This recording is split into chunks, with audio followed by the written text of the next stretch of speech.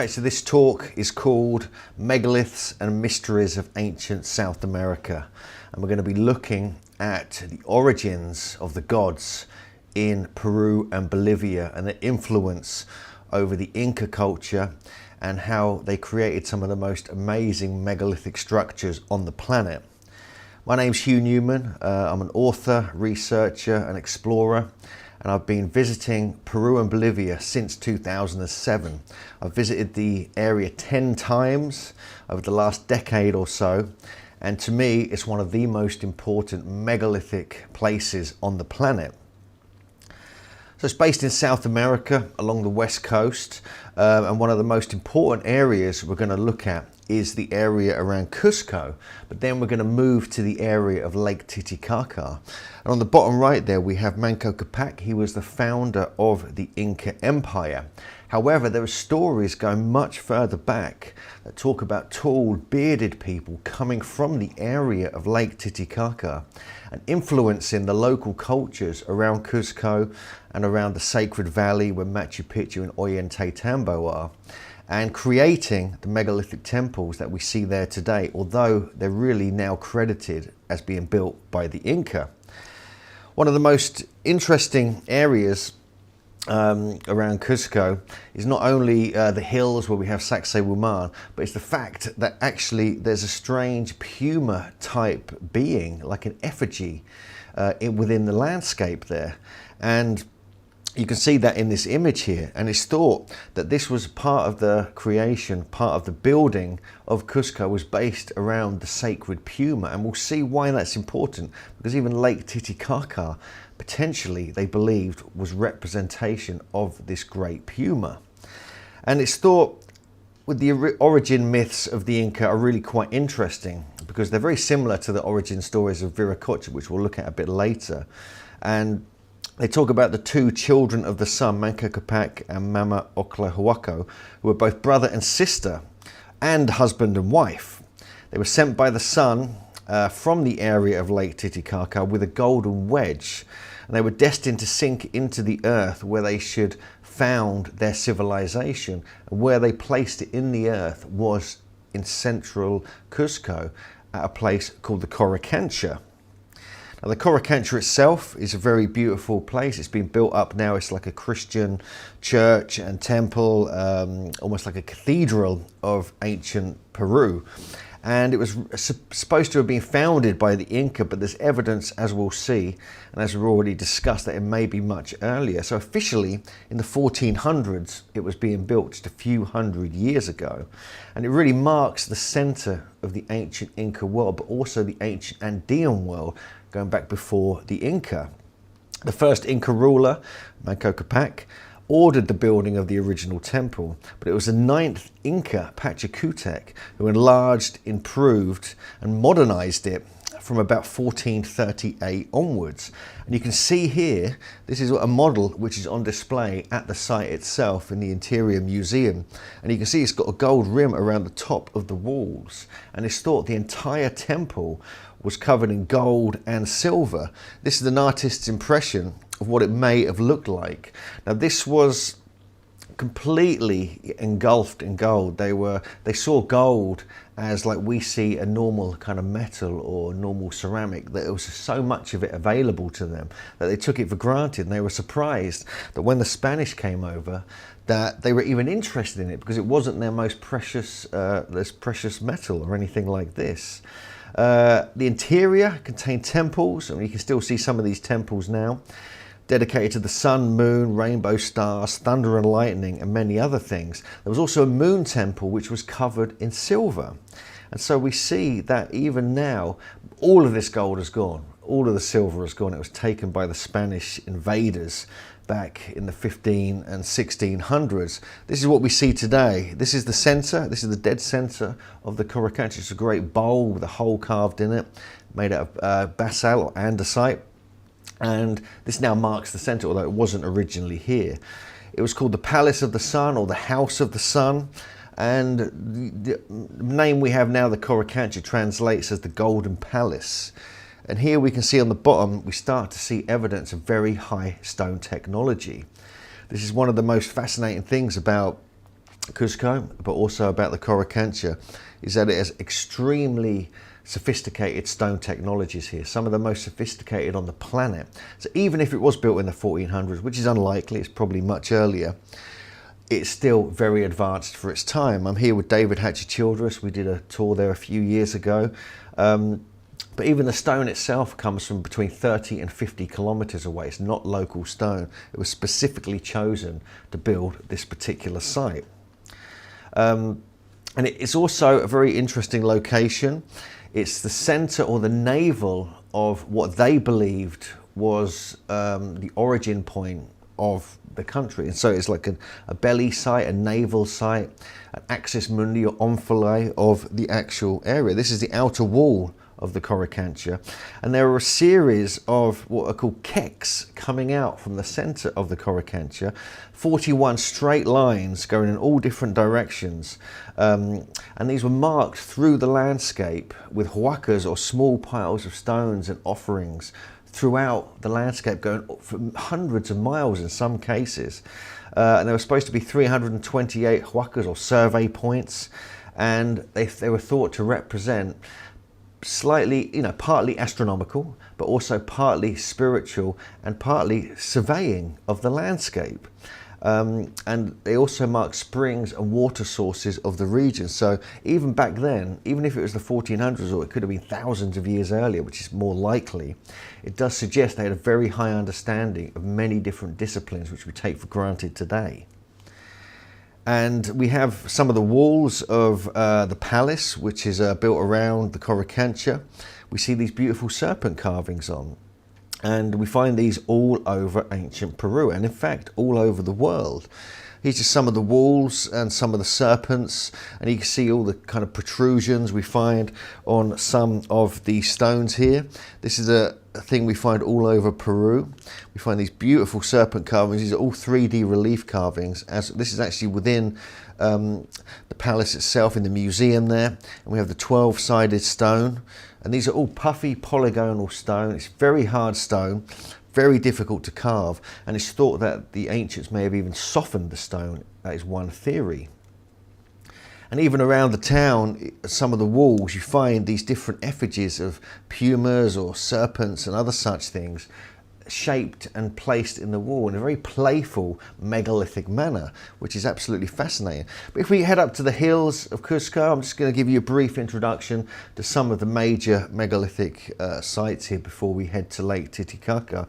We have Sacsayhuaman, which is a remarkable site, and it has some of the most impressive stonework on the planet. This is a photo I took back in a couple of years ago, 2015 I believe, and you can just see how beautifully cut these are. And these are extremely big stones.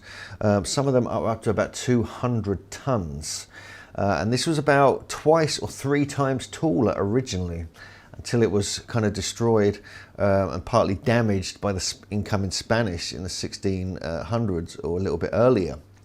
But there are stories and legends that go much further back, which talk about the idea that they were actually built by giants. They were built by these gods deep in prehistory. No one knows exactly when and who these people were. But when we get to the area of Lake Titicaca and the stories of Viracocha and the creation myths, we'll get some idea. These just shows you the size of some of the stones here. It is really quite stunning when you actually look at this close up.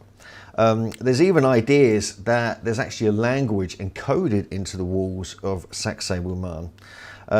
They talk about, there's a gentleman called Dr. Cunningham who's done some research into these walls, and he believes there are astronomical and geometric values within each of the sides of the stones, and this creates almost like an ancient language, like a universal language beyond, writings, beyond hieroglyphs, actually going back to geometry and maths, which can be understood, if they can understand it, by any culture at any time. So this is an intriguing discovery. More research is still being done on this, but if this is the case, the walls themselves might hold clues, much like the Great Pyramid does it in Egypt, as to the origins of these particular sites, and also very high knowledge and high wisdom. Here's one of the gateways at Sacsayhuaman, and you can see it's kind of trilathon style, much like Stonehenge. And on the right here we have one of the protrusions, which these are, no one really knows what these are for. It could be to tune the stones. Others believe they're to tie ropes around to move the stones, but it's highly unlikely because some of these are very low relief and you wouldn't be able to get a rope around them. Then we have these machine tooled steps up in the top part of Sacsayhuaman, which no one can explain how they did it. They've almost been polished. But if you were doing this by hand, this would take decades to do. But they seem to have a technique of softening and carving these stones to a very high degree of sophistication. This is me getting quite excited when visiting Sacsayhuaman, like I usually do. But you can see the interior, the corners here, they even shape them in a certain way. They're very puffy, almost pillow-like. All along here you can see this as well. And we have the way they sort of join the corners here is a design spec we see in different parts of the world, including Egypt. But further along the Sacred Valley, if we head through different part of Peru, we reach Machu Picchu. Now this is believed to be an Inca site discovered by Hiram Bingham in the early 1900s. But in fact, again, we have the polygonal, megalithic and cyclopean stonework with a very high degree of sophistication once again. We even have stories of people going into this area from the late 1800s, discovering skeletons and even live tribes of giants along the Amazon. This is called the Hitchin Post of the Sun at Machu Picchu. It's believed to be an astronomical clock, amongst other things, and this is one of the most important aspects because it shows not only a very sophisticated technology, but it could also hold clues as to how they recorded the movements of the sun, moon and the stars. This is the outer wall of the Temple of the Three Windows, and not many people go to this part, but this is very interesting because we see these kind of striations on some of the stones here. It's almost like the stones have been softened. We have massive megalithic blocks making up this particular site. So Machu Picchu is an impressive site which was later incorporated and probably discovered by the Inca in the 1400s or so. And then they built upon it with these smaller stones we see here and other areas. But it was really this original Viracocha oriented and inspired building was probably much earlier, potentially thousands of years old, and I believe contemporary with other megalithic constructions such as Stonehenge and the Giza pyramids around 3,000 or so BC. Another site in the area along the Sacred Valley is Ollantaytambo.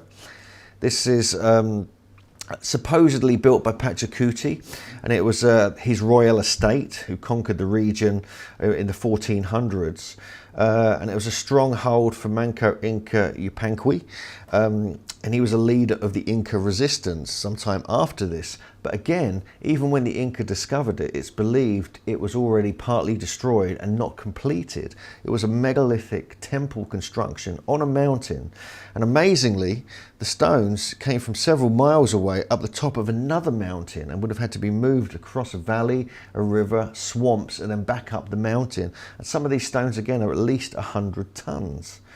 Again, we see the beautiful precision stonework with these protrusions all over the stones.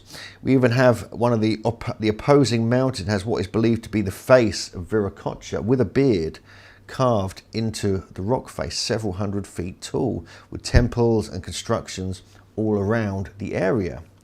We also have very obscure and unusual stones that look like massive keyboard buttons, again at Ollantaytambo. And then we have these as well, and these are all on the top part of the main megalithic temple where the Great Wall is. And you can just see some aerial shots here of the site itself to get a sense of scale. These are terraces which were used for agriculture. This is the main area where people visit with the great stones, which have got beautiful carvings on them. These are some of the massive megalithic blocks that we find all over the site here, and it stretches for a good about a kilometre, and you can see carvings within the rocks here. We can see the way that all through here down this area down on the left are what are called lazy stones. This is where stones that were brought over from the quarry were somehow left there. They were carved, they were created, and here's one example here of me standing next to it. And you can see how the size of these. Now you imagine trying to move a block this big, that's probably 20 feet long, it's probably 40, maybe 50 tons. And they were carrying these somehow from the quarry on top of a mountain, across these rivers and up to Ollantaytambo itself, up another mountain.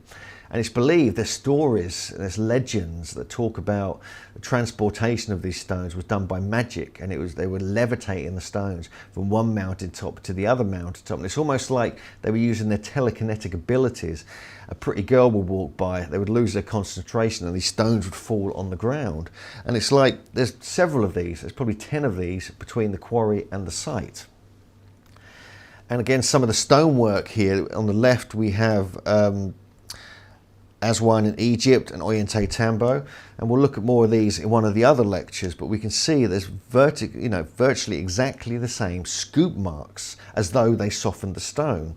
This is Sacsayhuaman quarry in Egypt. You can see almost exactly the same style of stonework and quarrying, and it's thought that they were actually using these stones, these diorite blocks, to actually carve them, which is unbelievable when you look at some of the stonework here at Machu Picchu, for instance. And you can see more evidence of these kind of striations all over the stones. You see them here, in various parts of Machu Picchu. You can see them very well on this sort of tourist photo we took of our group way back in 2011. Some of the striations, we didn't notice this until the photo was produced, but it's almost like they just scooped the stone. They've kind of created this, and it's part of the design spec. It's part of saying, look, this is how we did it. This is the technology we were using. Here you go. This is the Ollantaytambo, and you can see it's just like it's been scooped, like an ice cream scoop, just moving across softened stone. And we even amazingly find this at Stonehenge, very similar style of scooping the stone. So whether they were just master stone carvers and they could work with extremely hard granite and sarsen stone as here in Stonehenge, or whether they were able to manipulate the stone, whether through sound vibration, or as some traditions say that they were using some kind of plant sap which would soften and melt the stone in Peru.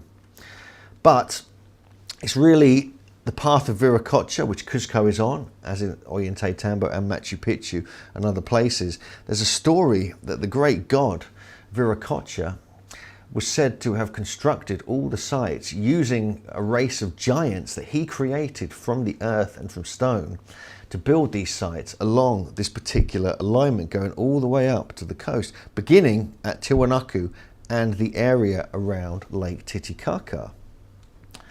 And Viracocha himself kind of translates as foam of the sea in some cases, and there's stories of him emerging from Lake Titicaca onto the island of the sun in the middle of Lake Titicaca, and then building his empire from there.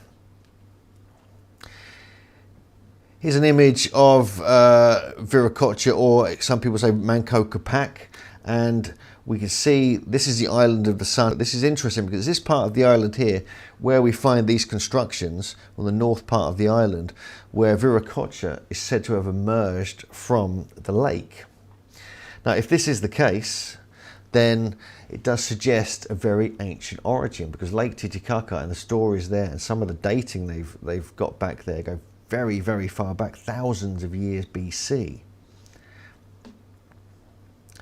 And he was also known as Thunupa, or the thunder god. And there's many different strange stories. I've bought local books, I've talked to local guides and wisdom keepers in the area.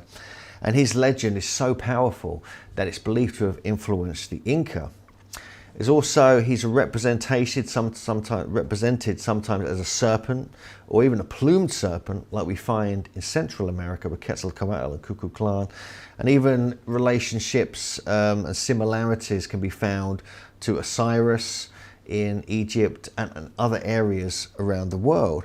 He's often depicted, like at Tiwanaku here, holding two staffs, and he's crying because of the lost land that he was supposed to have come from, which some people say is Atlantis.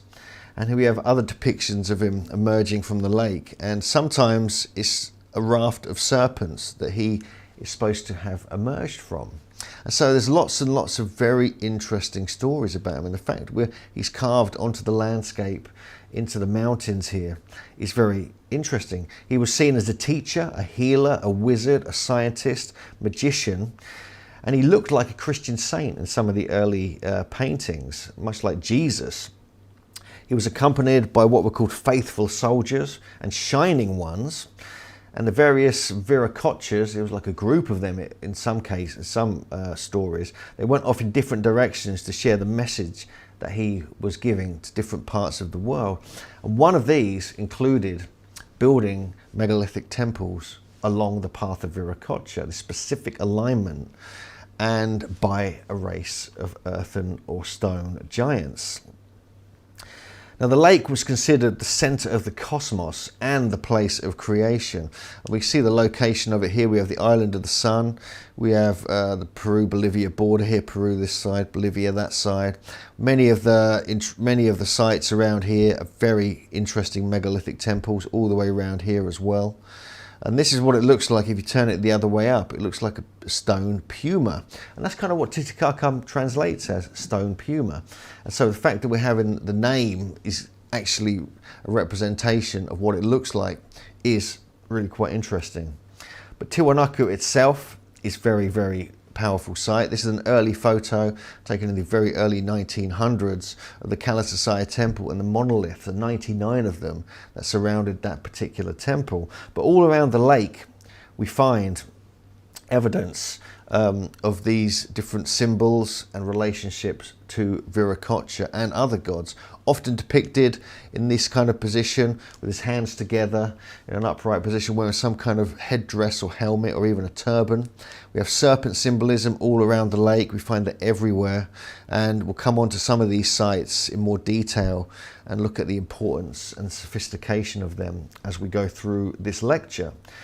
But the Viracochas were said to have even headed towards the coast, and in the 16th century, written by a magistrate who was named Louis de Monzon, he was the first person to announce the Nazca lines to the world. Not many people know this, and he recalled through the local oral tradition that they were linked to the people who called themselves the Viracochas, coming from the area of Lake Titicaca. And you can see some of the images of the Nazca lines here, and these go on for many miles. There's hundreds of effigies, there's straight lines marked again by these keks or these huacas. So they were placing sacred stones in piles along these particular alignments.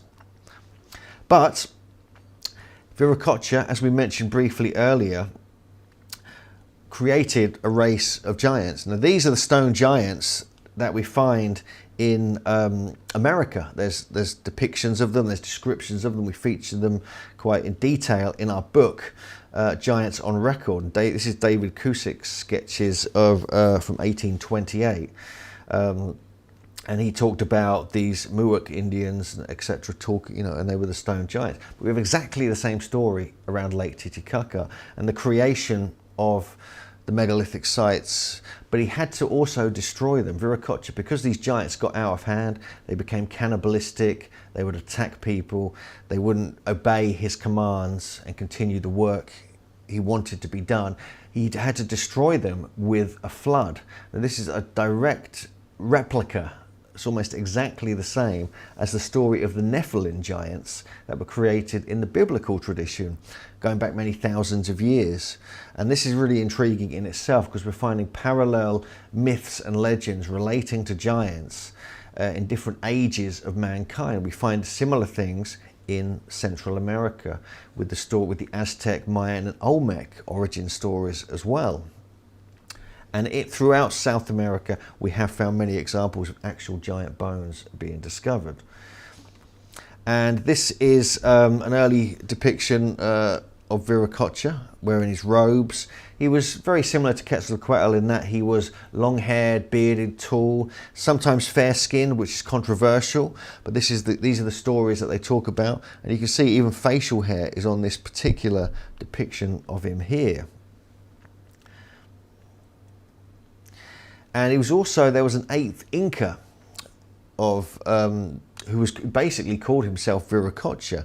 And again, the strange thing is, the very early Inca, the royal Inca, not only was said to be fair-skinned and sometimes bearded, but they spoke a completely different language to the native local people, and they looked very different. They weren't the origin what didn't seem to be in that part of South America. And this is very intriguing. This is a bust. There was actually like a full body, which the body is still on display actually in the museum in Cusco. But indigenous people ranked below Spaniards according to the Spaniards, and so there was a lot of hoo-ha, and people believed that the Spaniards tried to make the early gods look fair-skinned so it would look like them, but actually that wasn't necessarily the case. But Isla del Sol, this is in the middle of Lake Titicaca, a very important place, and the birthplace of Viracocha, who came from the waters. There's a depiction of him here. This is the south part of the island where there's some Inca ruins, and you're looking over to the island of the moon here. And when we do our trips there, we take people up to the north part and the southern part of the island. But on the north part of the island, there's some very interesting ruins. This is almost like a tabletop or dolmen construction with a large stone underneath it. Now this is unusual, and this has been noted that this type of rock comes from the mainland. It's not local to the island. And just next to that is what is called the Rock of the Cat, or the Rock of the Puma, on the north part of the island. And the interesting geological features of this is that on either side of this we have strips of a stone called ilmenite, which is very, very electrically conductive and magnetic. There's also magnetic red sandstone, which is much less magnetic, underground water and telluric currents. So this is a very strong energetic point on the island, and this has been noted because there's been strange balls of light have been witnessed here over many hundreds of years, potentially thousands of years. And the island up until the Inca times was still revered, and females will come over there and do retreats on the island going back many hundreds of years. And so it's a very sacred part of the island, and it was because it's the birthplace of Viracocha, it's also the birthplace of where it's thought Manco Capac and the Inca culture came from. So the Inca would revere it in a very similar way. Again, we see the shape of the island here and the different parts of it. And it's here where, some very important megalithic sites emerged from around the lake, not just that part. We have the southern part of the lake here. There's some interesting sites: the Santiago Oje, the Serpent Temple. We have Chiripa, which is before Tiwanaku. We have Conco Wankani and Tiwanaku itself, obviously, and this is all the southern part of the lake. But Chiripa is a very interesting site. Officially, it dates to 1500 BC, up to about 850 BC, but it could be much earlier. Strangely, the name of the site actually means lucky break or fluke, so it's got this lucky kind of feeling, strangeness about it. And it was built within this certain kind of structure. It had a sunken temple in the middle with statues and stones around the edge. And you can see that here. Visited here in late 2017. It's been slightly reconstructed, but it's a remarkable site. And you can see the strange kind of scoop marks in this particular stone here. But it had exposed walls in 1955. It was built up on a very large earthen mound. It was excavated by Michael Coe, 1955. And they know that quinoa, the grain or the pulse, was actually grown here around 1200 BC. So it's one of the earliest places in this part of the world where they were growing crops. And they worked with melted copper and bronze and different tins and metals, much like at Tiwanaku. And you can see this is when they're kind of reconstructing and excavating the site.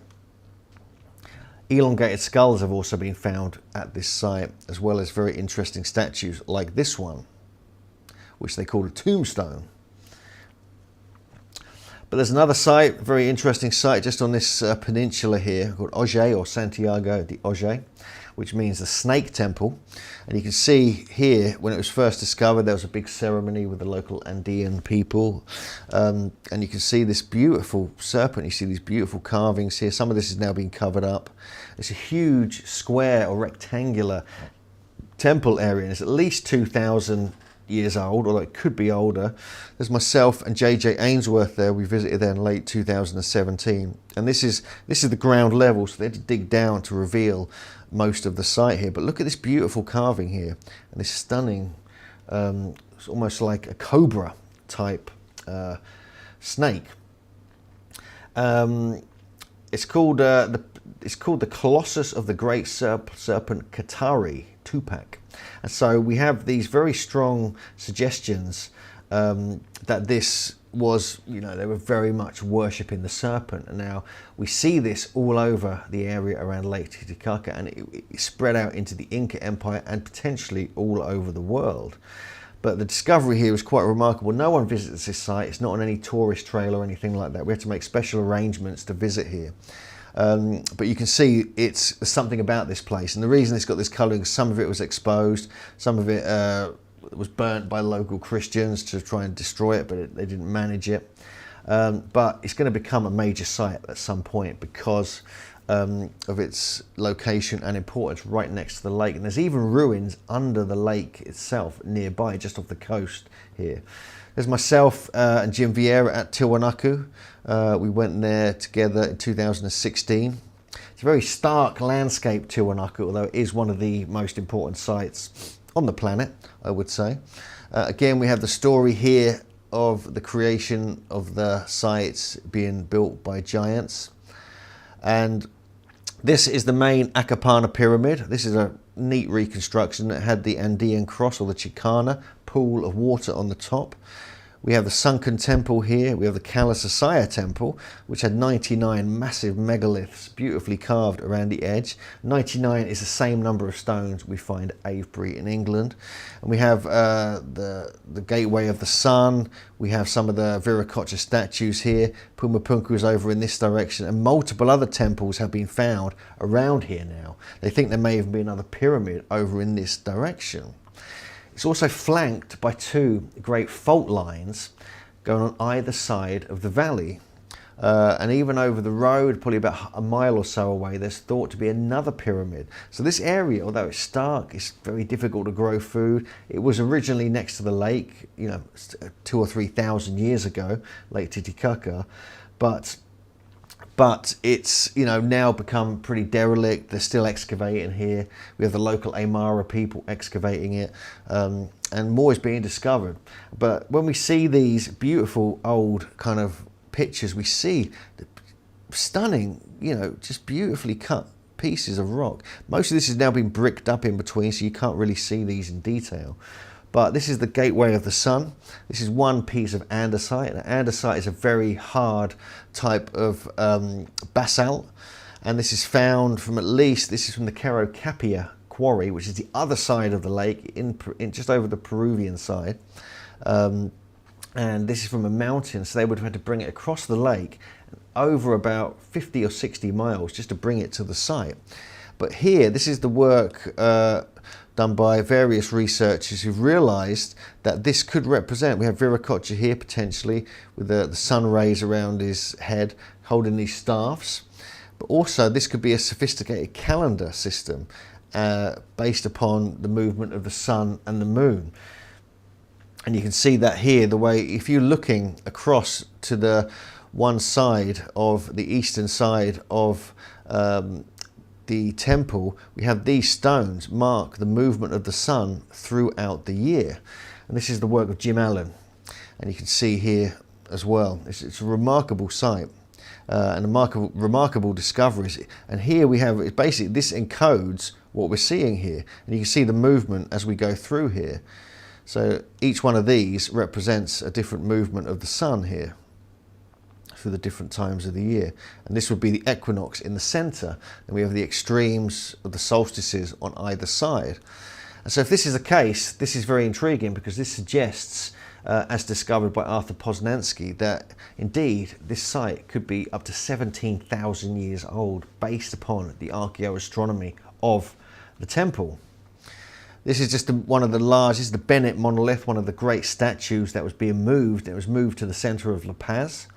but it got moved back to the site. This is when it was on display in La Paz. You can see the sheer magnitude of that from 1938. But it's now back at the site, thank God. And this is stunning, stunning piece of work just in itself. Then we have Pumapunku, which is one of the most important parts of the site. It's actually part of Tiwanaku. And we have an aerial shot of it here.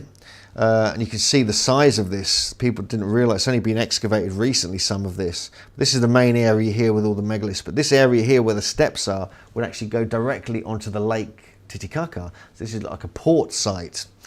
And it goes all the way around here, similar shape to Tiwanaku. This is what it would have looked like. This is kind of a reconstruction with some of the most sophisticated stonework we've ever seen. Another reconstruction of how it may have looked. And this was a very sophisticated, almost Greek-style temple, and yet potentially it could be many thousands of years old, although officially it's only a few hundred years AD that it was supposed to have been built.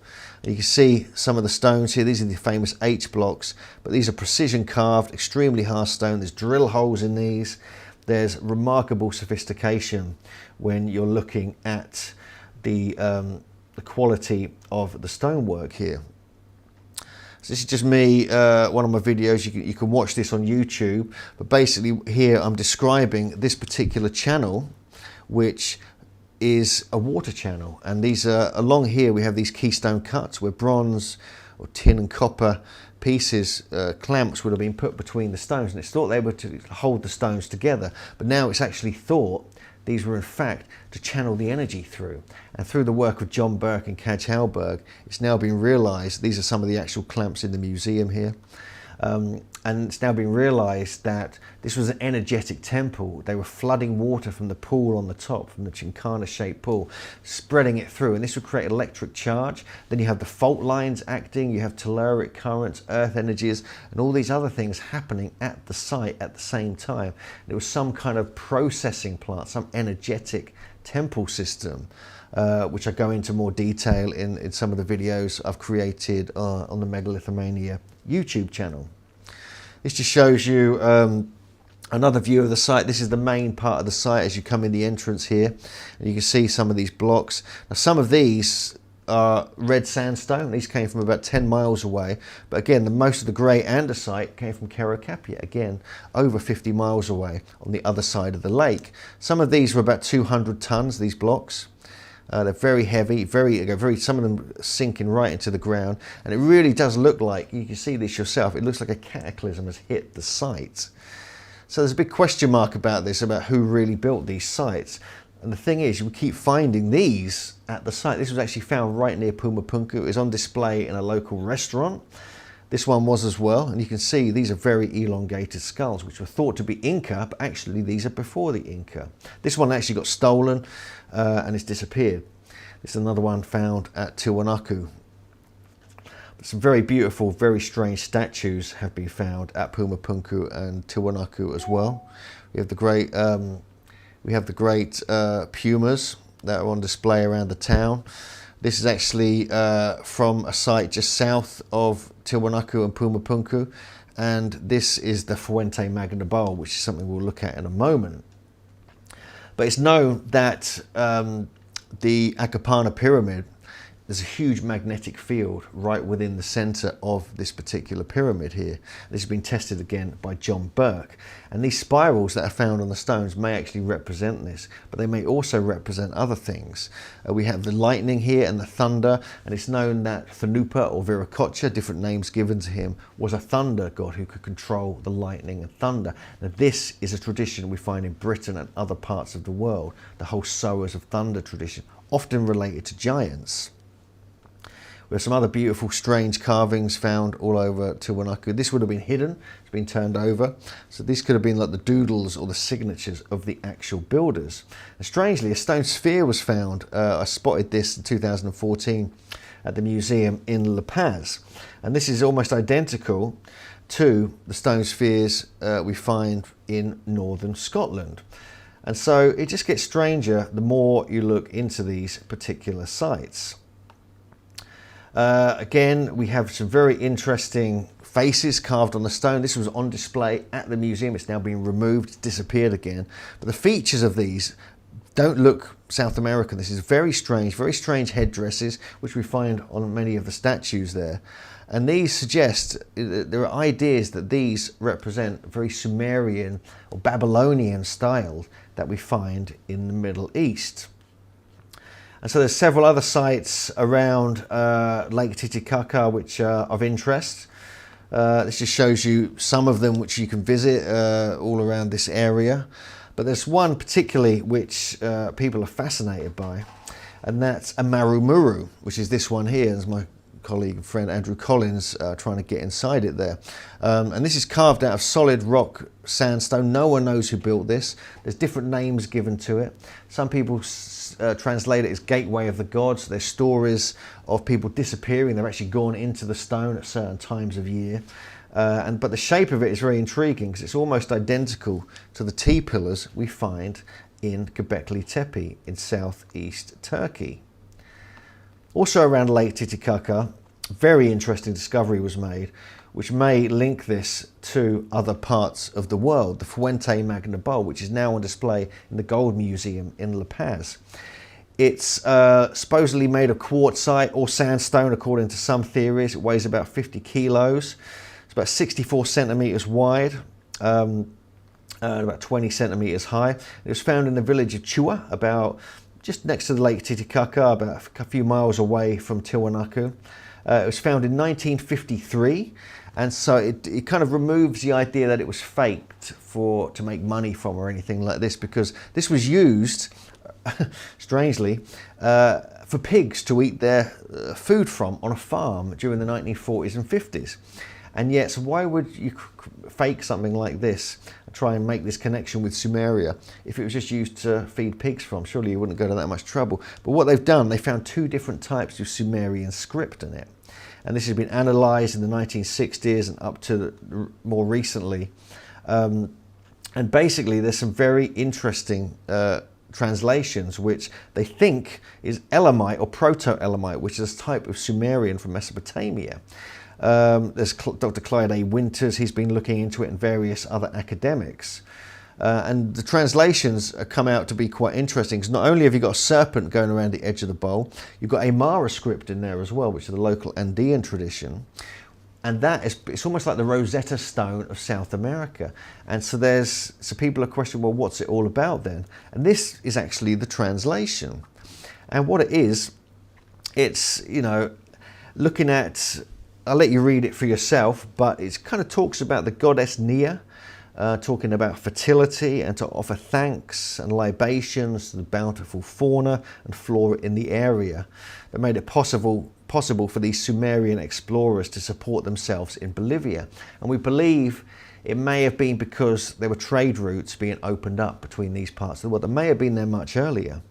Probably for the metal and tin that was produced here, because some of the metals found in the area around Lake Titicaca that are produced at Tiwanaku and Pumapunku have been found in other parts of the world.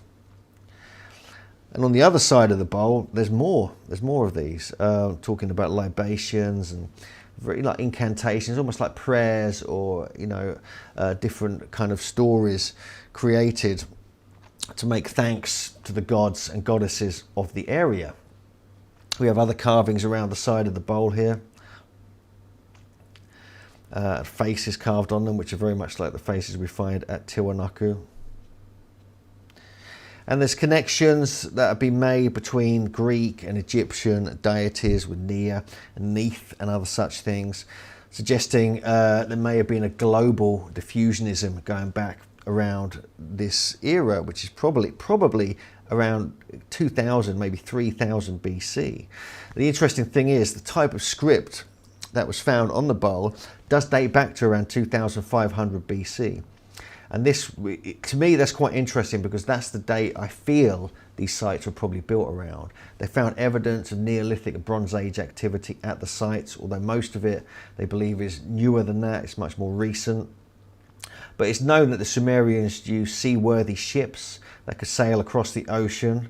And there's even Jim Allen, who's done some brilliant books about this area of Bolivia and South America, believes that indeed this was the case, that there was connections between these great cultures. This is the Pukoitia monolith. This was found 10 or 12 miles south of Tiwanaku. And some of the larger statues we find outside the church at Tiwanaku town are from this site. And again, we have this very strange script carved on the back of this. He's wearing kind of cool pants, headdresses, showing his ribs for some reason. It could be like a suggestion they were sort of having difficulties growing the food or so forth. But again, this is on display in the Gold Museum in La Paz, Bolivia. These are some of the other statues that were found at Pukoitia. These are on display, well, not on display, they're actually in a private room at Tiwanaku. And you can see this kneeling statue. This is called the Quizo position, which is found all over the world, mostly with tiki statues in the South Pacific. But here you can see like kind of plaits, sort of Sumerian type headdresses, even goggle eyes, which we're going to talk about in another lecture. This is the one from Tiwanaku here. These are from the South Pacific. On the left here, this is actually from Easter Island. Again, a very similar style. So we're seeing connections here all over the world in some very, very interesting places. There are other sites in this area. One of the most notable is Pucara. These are some of the carvings from Pucara. This is just to the northern part of the lake, around Lake Titicaca. And you can see here, these look almost identical with these goggle eyes, these headdresses, different features, kneeling position again, strange serpents, feathered serpents. Again, you can see the size of this here. This is the site not many people know about, but to me, this is one of the most important sites. It's even suggested it was built before Tiwanaku, and the Pucara people may have influenced the Tiwanaku culture. Again, this is actually on display in Lima, in the museum, in La Paz on the Peruvian side. You can see these crisscross and lizards and protrusions here, like we find in the later Inca culture. Remarkably similar to Göbekli Tepe as well. You can't deny the similarities are quite remarkable, and I think there may be connections that we're going to discover in the near future. This is actually from Pucara, again almost identical to Göbekli Tepe. We find other similarities at places like Silustani and Kutimbo. And again, these are from Göbekli Tepe here, the 3D relief carvings. Again, this is from Göbekli Tepe. Just shows you some of the sophistication here and here as well. And then you would think this was from Göbekli Tepe as well, and so on, but they're not. This is actually from Pucara on the north part of Lake Titicaca. But when I was there in late 2017, I made some discoveries. Surprisingly, I made a video about this and wrote an article for Ancient Origins, which you can read. While I was there, I've been very interested in these statues of Viracocha, these goggle eyes, also these features, these belts. This is actually made of diorite, which is extremely hard black stone. And I've been very interested in these statues. These are some of the classic statues at Tiwanaku, Pumapunku. This is actually supposedly in the Berlin Museum. We're going to go and investigate this soon, of a bird god, which potentially could be a representation of Thoth from ancient Egypt. This is the Bennett monolith. This is some of the other ones, the more tiki type statues in the sunken plaza. But the Cantatalita temple, which is over to one edge of Tiwanaku, we have an old photo of it here. But just past that, on the very eastern edge, I found this lost Viracocha statue. And this is the stump. It would have been standing upright on top of this. And I couldn't believe it. So I actually walked around there, went over the fence, found it completely by accident. And this has obviously been cleared, all the mud and grass has been cut away and things like this. And so probably on the other side of this, there are carvings. Because it's been placed in the ground, it's probably preserved the carvings. And it's probably been there, lying there for thousands of years. If you turn that over, I guarantee there's going to be carvings. So this is one of the monoliths, one of the statues that hasn't been recorded ever by any researcher or anyone really, archaeologist, over the last 100 years. Also, when I was there, I managed to sneak into some of the hidden rooms at Tiwanaku, at the museum on site there, and discovered about 40 or 50 statues and carvings that I've never seen before, and these have never been published. So this is all in the article on ancient-origins.net and also on the video on the YouTube channel. One of the most intriguing pieces was this. This really blew my mind because it's got these beautiful hexagonal shapes carved on it, and they're like 3D tubes coming out across the stone. So again, this shows very high levels of sophistication. What these represent is unclear, but there's a few other pieces like this at Pumapunku. So this was probably found at Pumapunku and created there originally. We have other obscure shapes and carvings that were found within this hidden room, but it really does suggest that there's a lot more to be discovered. They're still excavating Pumapunku, they're still excavating Tiwanaku. They're making many more discoveries in the area, and it really is ripe for investigation. And I really believe that there's a deep prehistory here in South America, and when more discoveries are being made under the lake Titicaca, when they dig deeper around the cataclysm hit Pumapunku and Tiwanaku, I'm sure more connections with other parts of the world will be found. And so thank you for listening, and I hope you enjoyed this aerial view and this overview of ancient Peru and Bolivia.